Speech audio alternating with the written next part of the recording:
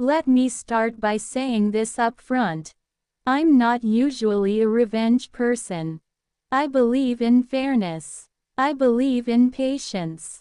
And most of the time, I believe that if you do the right thing, things eventually work out. But every now and then, you see something so blatantly unfair, so nakedly greedy, that doing nothing feels worse than doing something. And this is one of those stories. It happened about 15 years ago, and to this day, it's still one of the proudest moments of my life. Set up. The dream. My best friend and her husband had 5 kids. 5. They lived in an expensive city where even finding a 2-bedroom rental was hard enough, let alone something big enough for a family of 7. They rented an old, run-down 4-bedroom house for about $400 a week. The place was rough. The kitchen was disgusting. The drains smelled. The wallpaper was peeling. Nothing matched. Nothing worked properly, but it was home. And most importantly, it was affordable. The owner was a very wealthy older woman. She owned a lot of property. And she genuinely liked my friend. She froze the rent for 5 years, which, even back then, was rare. And more than that, she made them a promise. She told them that when they were ready, when they'd saved enough for a deposit, she would sell them the house. No rush. No pressure. Just save up. I'll give you first chance. She'd done it for other people before. So they trusted her. And for 5 long years, they saved every single dollar. No holidays. No luxuries. Just scraping together a future. The turn. Everything goes wrong. Finally, after 5 years, they were ready. They called her. Told her they could finally apply for the loan. And then, 2 days later, she passed away. Just like that. Before anything was put in writing. And that's when the nightmare began. The house didn't go to some distant relative or charity. It went to her 4 children.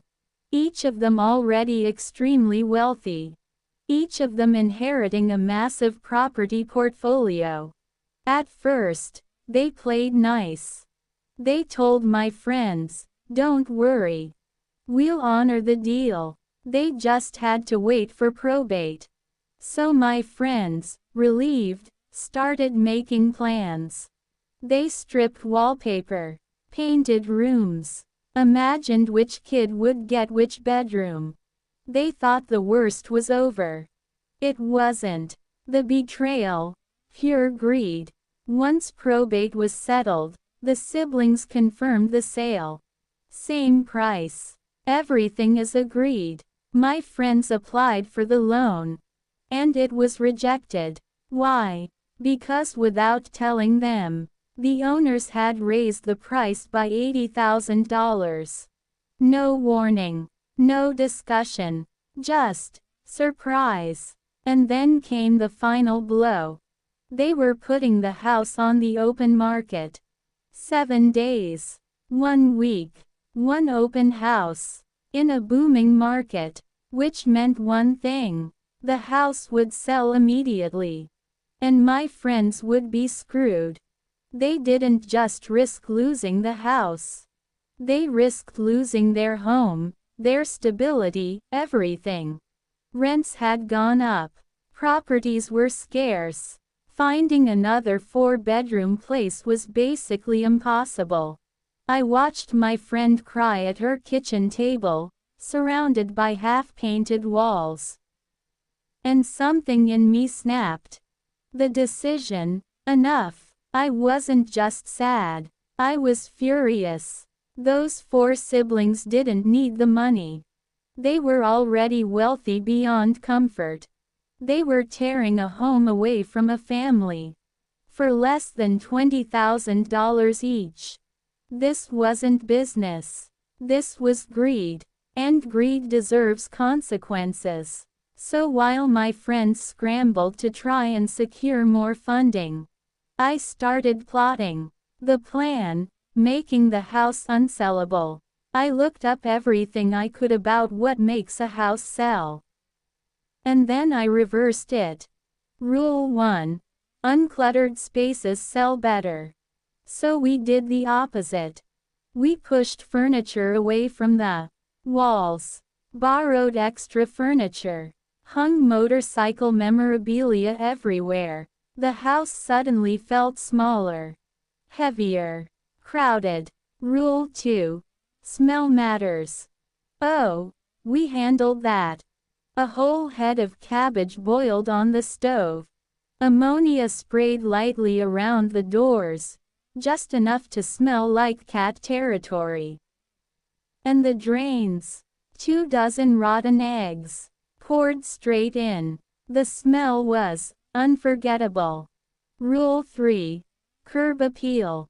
We borrowed a moldy old couch and dumped it on the neighbor's front lawn, with permission, of course.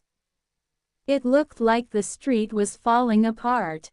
The neighborhood chaos. Then we escalated. We called everyone we knew with a loud, crappy car. Just do a few laps, we said. The street turned into rush hour. Engines revving, cars crawling by, noise everywhere. And then came phase 3. The rugby club. Big blokes. Motorcycles. Leather. No padding. The neighbor next door fired up a barbecue. We offered free food and cheap beer. By the time the open house started, it looked like a biker rally had crashed a street party. The open house. People showed up. They took one step inside and left. One woman didn't even get out of her car. One brave guy stayed a bit longer. He chatted with someone from the party. Asked if it was normal. Oh yeah, he was told. Every couple of weeks. Sometimes worse. The drains stink too. Tree roots, you know. The man nodded and left. No offers. In the end, my friends were the only ones to make an offer. They still had to stretch themselves. But not nearly as far as the greedy siblings wanted. They signed the papers that day. Paid the deposit. Done. And then, another buyer showed up. $30,000 more. Too late. Thanks to strict anti-gazumping laws. The owners couldn't do a thing. I would pay good money to see their faces when they realized what they'd lost.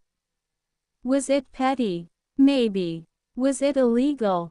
No. But most importantly, was it fair? Absolutely. Sometimes karma doesn't fall from the sky. Sometimes you have to give it a little push. If this story made you smile, or reminded you that justice can win, hit that like button. Tell us in the comments. What's the most satisfying revenge you've ever seen? And if you want more stories where greed backfires and karma shows up right on time, subscribe. Because trust me, there are plenty more where this came from. Smile with horns.